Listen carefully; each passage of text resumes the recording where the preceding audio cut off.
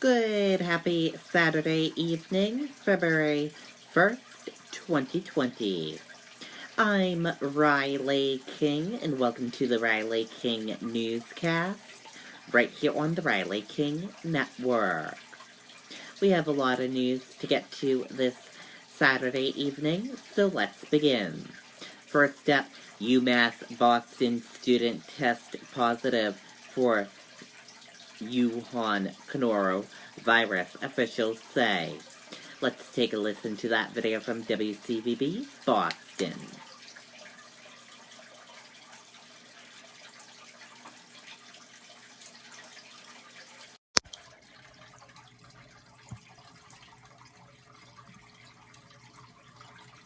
If you're ready for a change this fall, tune in to WCVD Channel 5 on Sundays at 1 p.m. for At Home in New England. You'll view some of the fabulous properties for sale in our region. At Home in New England, Sundays at 1 p.m. right here on WCVD Channel 5.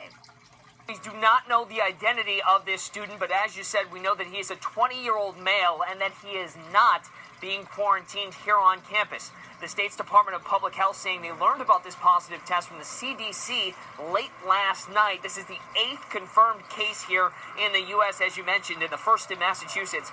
We know this young man did recently visit Wuhan, China, and that he sought care here in the Bay State soon after his return. Officials say those closest to him have been identified and are also being monitored for symptoms, while he remains isolated at his home, which is, again, not on campus. For their part, Massport says this should not keep travelers from the airport. They and health officials stress there is a very low probability of the virus spreading during travel. That's because of how it's transmitted.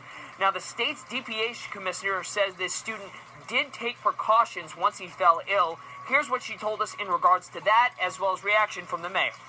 This young man is now recovering after returning from Wuhan, China, and we are grateful to him for seeking medical attention immediately, greatly limiting his exposure to others. I want to reiterate to you now that the risk to residents of Massachusetts from this virus remains low. There is no fear right now of coronavirus as far as spreading to the city of Boston or to my knowledge, the Commonwealth of Massachusetts, and we just want people to understand that, but we are going to monitor the situation very closely. And UMass Boston's interim chancellor sent a lengthy letter to the community today promising to keep members safe and informed, saying in part, quote, "We expect business as usual on campus. On occasions like this, it is possible for fear to get the better of any of us. Let's remember that viruses are no one's fault and anyone can find themselves ill." And we will have much more continuing coverage on this story as it develops here from campus. Okay, and there you go on that video and that report.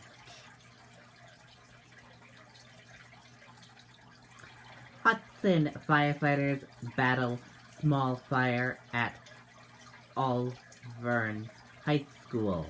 Let's take a listen to that video from WMUR News 9.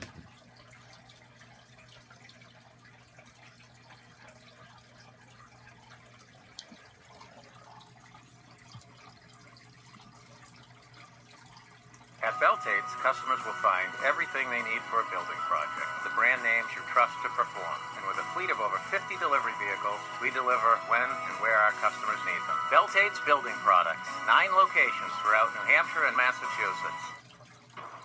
Breaking news into our newsroom. Firefighters battled a small fire at Alvern High School this morning. The fire was at the back of the building. No one was injured, according to officials. Fire officials do say there was smoke damage to several rooms within the fire area.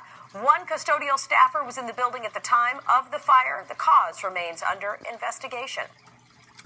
Okay, and there you go on that video and that report.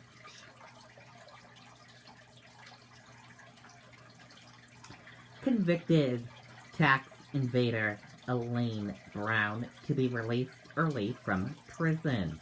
Judge reduced 35-year sentence to time served. Let's take a listen to that video from WMUR News 9, Ray Brewer.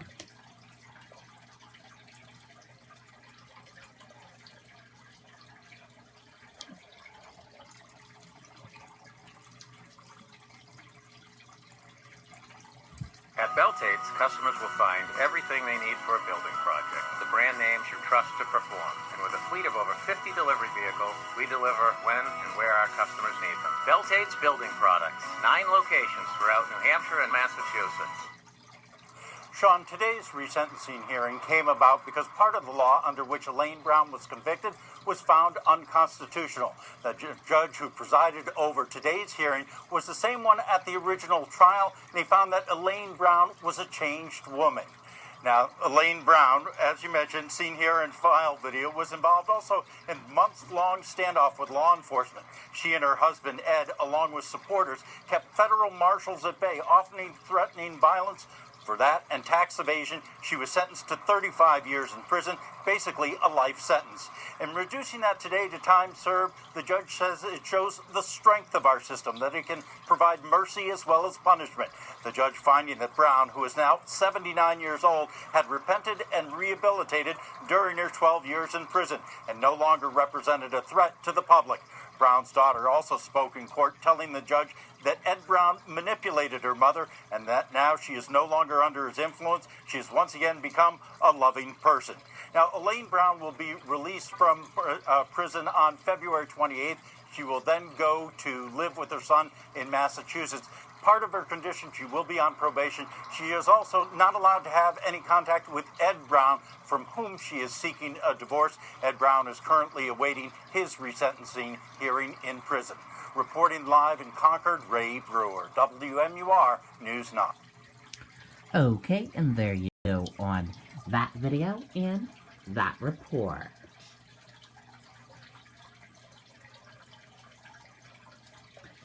Bangor police arrest suspect in connection with death of man found in parking lot. Bangor police say they have arrested a man in connection with the death of an injured man who was found in a parking lot early Saturday morning. Police found a man on Harlow Street injured after he had been in an altercation around 1 a.m. Saturday. Police identified the victim as 25-year-old Demetrius Snow of Bangor. Snow was transported to Northern Light Eastern Maine Medical Center, where he later died. The suspect, 34 years old, from Bangor, was arrested and charged with 1 count of knowing and or internal murder. The Crime Investigation Division is currently looking into the situation. Police said it appears to be an isolated incident and there is no threat to the public. An autopsy will be performed by the Chief Medical Examiner in Augusta. The investigation is ongoing. Anyone with information about the death is asked to call 207-947-7382, extension 2. Behind the scenes of big business Super Bowl ads. Let's take a listen to the video from ABC News.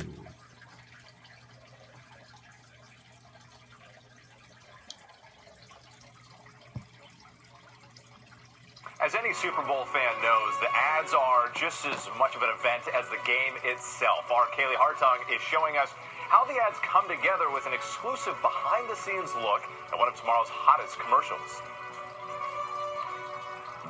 From avocados... They're gonna eat you up. ...to oysters. That was not me, that was John Legend.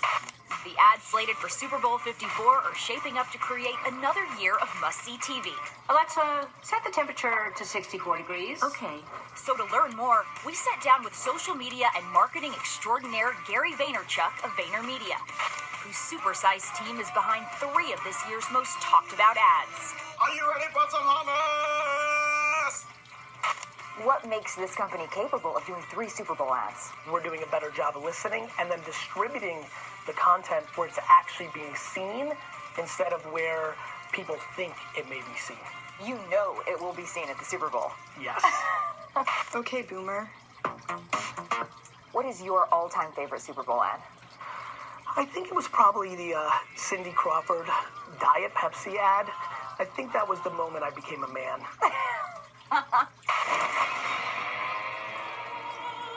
After making their Super Bowl debut last year with this Planters ad, When people think I'm nuts. VaynerMedia came back stronger than ever with the tease of their hashtag RIPeanut ad, going viral on social media weeks before the big game. Hey, Mr. Peanut, no, you don't. Don't do it, Mr. Peanut. No. You all created so much buzz. So much. Pre-game with the Planters. We won Super Bowl before Super Bowl. But they're not done yet, inviting GMA for a special exclusive screening of behind-the-scenes footage for their new ad for Hard Rock International. Stop! The highly anticipated ad, directed by Michael Bay, also featuring Jennifer Lopez, Pitbull, A-Rod, and more. Does J-Lo do her own stunts? But the surprises didn't stop there. This is a little bit of our hard rock piece. Gotcha. Don't take J-Lo's rhinestones. This is the Super Bowl, and you've got to be super. We noted the success of that pre-Super Bowl campaign for Planters, centered on the demise of Mr. Peanut. When the wake of the tragic death of Kobe Bryant and 8 others in that helicopter crash, the decision was made to put that campaign on hold. Gary Vaynerchuk explaining their sensitivity in this moment was more important than any buzz. Guys. Certainly makes sense. All right, Kaylee, thank you so much. Okay, and there you go on that video and that report. And that does it for this evening edition of the Riley King Newscast, right here on the Riley King Network. I hope you all have a great rest of your evening. And I'll see you back here tomorrow for another newscast. Good night and bye, everyone.